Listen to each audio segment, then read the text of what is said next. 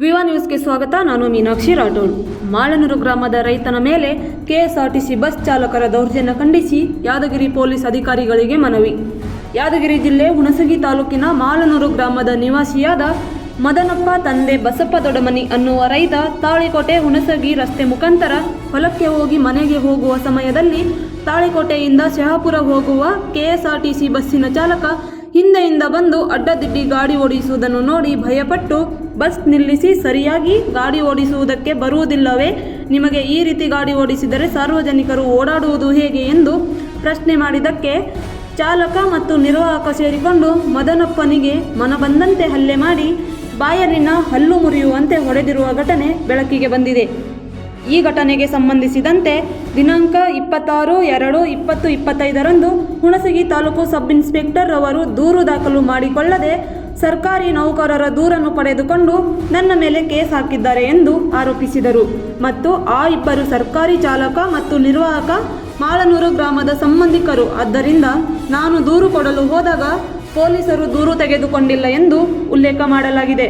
ನಾನು ಪ್ರಾಥಮಿಕ ಆರೋಗ್ಯ ಕೇಂದ್ರ ಹುಣಸಗಿಯಲ್ಲಿ ಚಿಕಿತ್ಸೆ ಪಡೆದು ಹೆಚ್ಚಿನ ಚಿಕಿತ್ಸೆಗಾಗಿ ಖಾಸಗಿ ಆಸ್ಪತ್ರೆ ಬಿಜಾಪುರಕ್ಕೆ ತೆರಳಿ ಅಲ್ಲಿಂದ 12 ದಿನ ಕಳೆದು ಊರಿಗೆ ಬಂದ ಮೇಲೆ ಮತ್ತೆ ನನ್ನ ಮೇಲೆ ಹಲ್ಲೆ ಮಾಡಿದ್ದಾರೆ.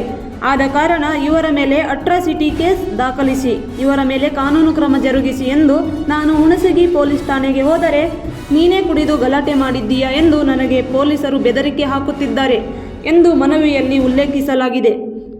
ಆದ್ದರಿಂದ ಈ ಇಬ್ಬರ ಮೇಲೆ ಅಟ್ರಾಸಿಟಿ ಕೇಸ್ ದಾಖಲಿಸಿ ಕಾನೂನು ಕ್ರಮ ಕೈಗೊಳ್ಳದಿದ್ದರೆ ದಿನಾಂಕ 19/5/2025 ತಮ್ಮ ಕಚೇರಿ ಎದುರಲ್ಲಿ ದಲಿತ ಸಂಘಟನೆಗಳ ಬೆಂಬಲ ಪಡೆದುಕೊಂಡು ನನಗೆ ನ್ಯಾಯ ಸಿಗುವವರೆಗೂ ನನ್ನ ಹೆಂಡತಿ ಜೊತೆಗೂಡಿ ಅಮರಣಾಂತ ಉಪವಾಸ ಸತ್ಯಾಗ್ರಹ ಮಾಡುತ್ತೇವೆ ಎಂದು ಮಾನ್ಯ ಜಿಲ್ಲಾ ಪೊಲೀಸ್ ವರಿಷ್ಠಾಧಿಕಾರಿಗಳು ಯಾದಗಿರಿಯವರ ಕಚೇರಿ ಮುಂದೆ ಡಾಕ್ಟರ್ ಬಾಬಾ ಸಾಹೇಬ್ ಅಂಬೇಡ್ಕರ್ ಅವರ ಜಯಘೋಷ ಕೂಗಿ ಮನವಿ ಪತ್ರ ಸಲ್ಲಿಸಿದರು.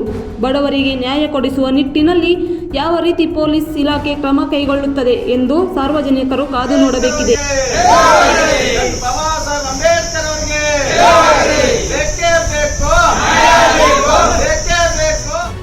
ಮುಂದಿನ ನ್ಯೂಸ್ನೊಂದಿಗೆ ಮತ್ತೆ ಭೇಟಿಯಾಗೋಣ.